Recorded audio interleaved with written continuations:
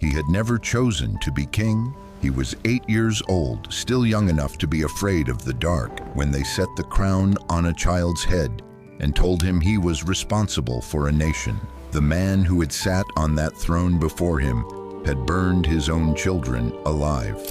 The man before that had worshipped stone idols in the very house of God, and the prophets were saying quietly at first, then with increasing certainty, that Judah was finished, that the verdict had already been handed down, that what was coming could not be stopped. No one expected anything from an 8-year-old boy raised in the shadow of that kind of evil. They were wrong. This is the story of Josiah, the king who found the word of God buried under rubble and wept when he heard it read aloud, the king who dismantled a century of darkness with his bare hands, the king whose reformation was so complete, so thorough, so extraordinary that nothing like it had ever been seen before, and whose death shattered everything he had spent his life building. And this is the question his story forces us to answer. What do you do when you do everything right and it still isn't enough? To understand Josiah, you have to understand what he was born into. The kingdom of Judah in the 7th century before Christ was not in decline. Decline suggests a gradual fading. What had happened to Judah was more like a deliberate burning down of everything good. It had started with Manasseh. Manasseh was the son of Hezekiah, one of the greatest kings Judah had ever known. Hezekiah had torn down the pagan shrines.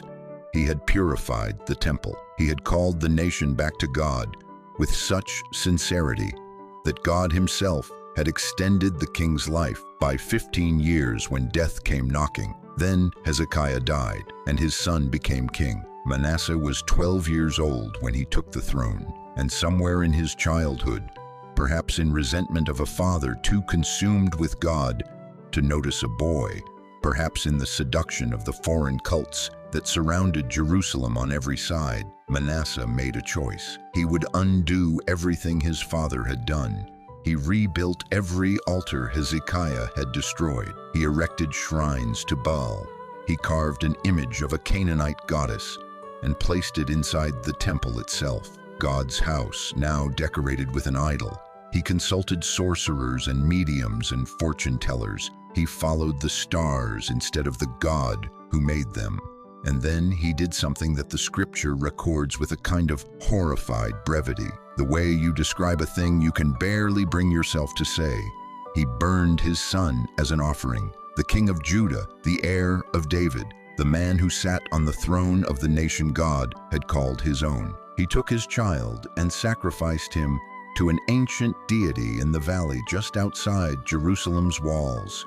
He was not alone in this. The valley of Hinnom, which curves beneath the south wall of the city, became a place of ash and weeping. The drums beat to drown out the screaming. Manasseh also shed rivers of blood, prophets who dared speak the truth, faithful men and women who refused to bow to the new gods. Ancient tradition says that Isaiah the prophet was captured during Manasseh's purge and executed by being sawed in half inside a hollow log. 55 years. That was how long this lasted. God sent warnings. He sent prophets. He sent word through every available mouth, turn back, or I will bring upon Jerusalem a disaster so terrible that the ears of everyone who hears of it will ring. Judah did not turn back. Eventually, God allowed the Assyrians to capture Manasseh. The proud king who had terrorized his own people found himself in chains in a foreign dungeon. And there, in the humiliation of captivity, something cracked open inside him. He repented. He was restored. He spent his final years trying to undo some of the catastrophic damage. But 55 years of poison cannot be neutralized in a few years of reform. The habits of idolatry had settled into the nation's bones. When Manasseh died, his son Ammon took his place, and Ammon was everything his father had been in the early years, without any of the repentance at the end. He reigned for exactly 2 years before his own servants assassinated him in his palace. The people of the land rose up and killed the conspirators, and then they made the dead king's son their king. He was 8 years old. His name was Josiah. We are not told exactly how it happened. Scripture gives us the result without fully explaining the process, the way you might describe a sunrise without being able to account for every photon of light. What we know is this: in an environment saturated with idolatry, raised in a palace that had seen child sacrifice and assassination, and 55 years of deliberate wickedness, Josiah chose differently. His mother's name, Jedediah, means beloved of God. Perhaps she planted something in him. Perhaps there was a faithful priest who found his way into the young king's life and whispered the old stories into a child who was hungry to hear them. Perhaps the Spirit of God simply moved in the heart of a boy who had seen enough darkness to hunger for something different. Whatever happened in those early years, by the time Josiah was 16, he was already seeking God with the kind of intentionality that grown men rarely manage. Not performing religion, not observing ceremonies out of habit, seeking, actively pursuing the God his nation had abandoned. By 20, he was ready to act. What followed was one of the most comprehensive religious reforms in the ancient world. He started in Jerusalem and worked outward. The altars to Baal came down first, smashed to rubble, ground to powder. The carved images that had stood in high places across the land were broken apart, and their dust scattered over the graves of the people who had worshipped them. The incense altars, the sacred poles, the golden calves, the sun chariots, everything the prophets had condemned for generations, Josiah systematically destroyed. He didn't stop at Judah's borders. He pushed north into the territories that had once belonged to the kingdom of Israel before Assyria swallowed it a century earlier. Through the ruins of half-emptied towns, he tore down idols. He burned the bones of pagan priests on their own altars. He fulfilled, almost item by item, a prophecy that had been spoken 300 years earlier by a man of God who had pointed at an altar in Bethel and described exactly what would happen to it. 6 years of purging, systematic, relentless, thorough.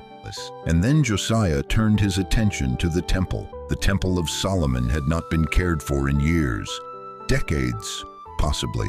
The building that had once blazed with divine glory, the place where the presence of God had rested in a cloud so thick that the priests couldn't stand to minister, had been neglected, defiled, and simply left to deteriorate. Josiah sent officials to oversee the repairs.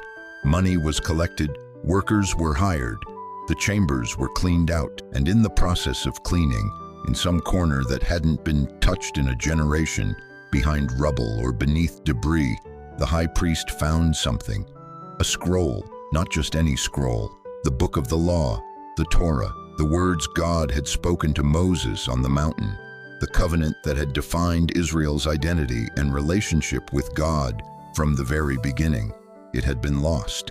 Let that settle for a moment. The most sacred document in the history of a nation, the text upon which their entire covenant with God was based, had been physically lost inside God's own house. The priests had been performing rituals without knowing what God actually required. The kings had ruled without any reference to divine instruction.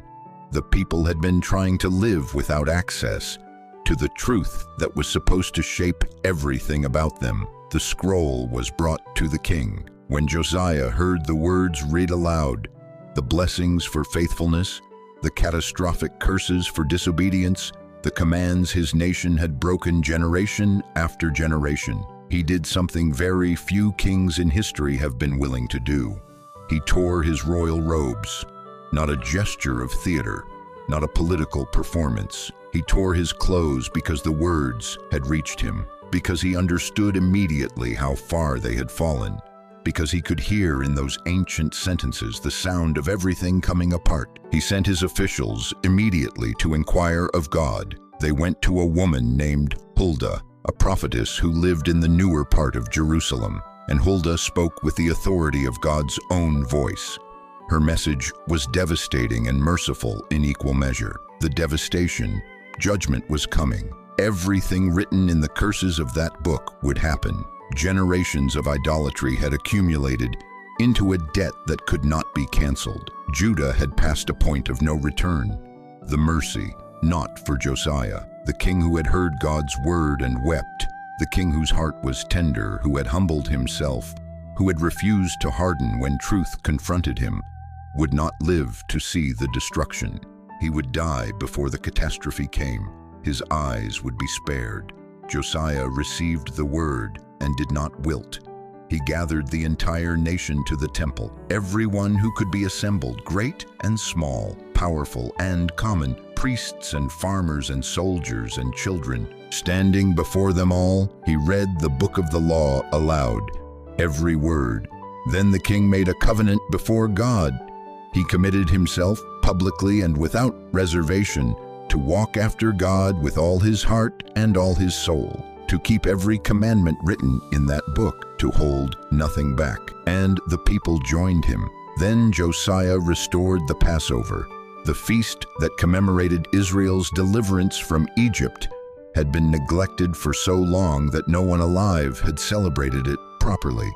Josiah not only restored it, but conducted it on a scale that had not been seen since the days of Samuel the prophet. 400 years without a proper Passover, now kept exactly as it was always meant to be kept. The Reformation was complete. The idols were destroyed. The temple was restored. The law was found.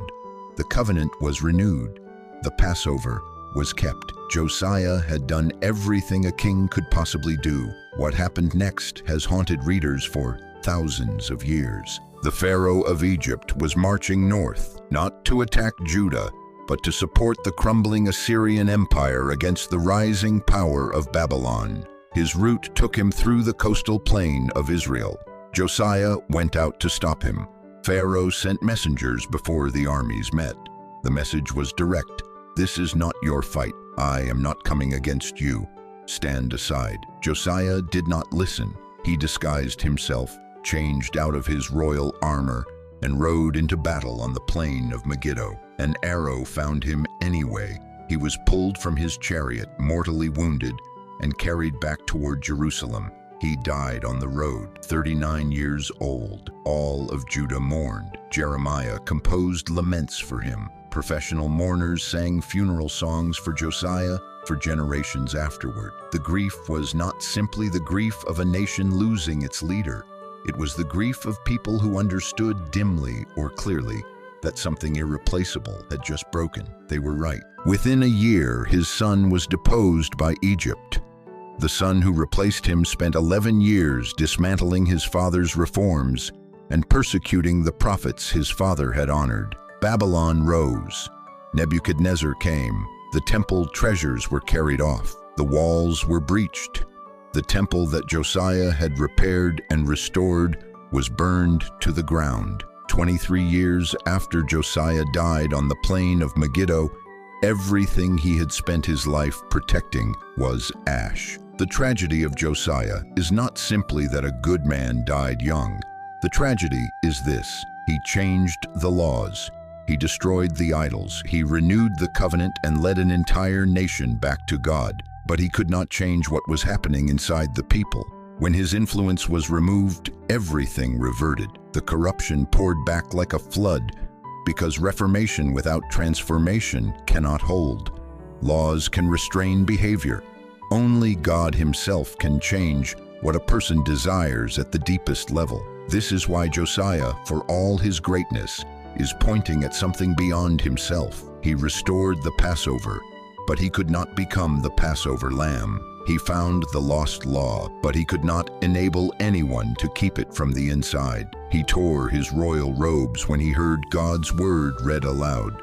Jesus was stripped of everything, his dignity, his clothes, his life, and absorbed on the cross the very curse that word pronounced against us. Jesus brings the revival that never fades, because he sends his Spirit to live within his people, writing his law not on stone or parchment, but on the living tissue of transformed hearts. Josiah died before the destruction came, his eyes spared by mercy. The rest of the nation was not so fortunate, and that contrast is the question Josiah's story leaves hanging in the air, not as an accusation, but as an invitation. The scroll has been found. The word is available. The invitation is open. Somewhere tonight there is a child sitting in a room full of darkness, wearing a weight he never asked for, and quietly, stubbornly, choosing to seek the God his world has forgotten. He was 8 years old when he started,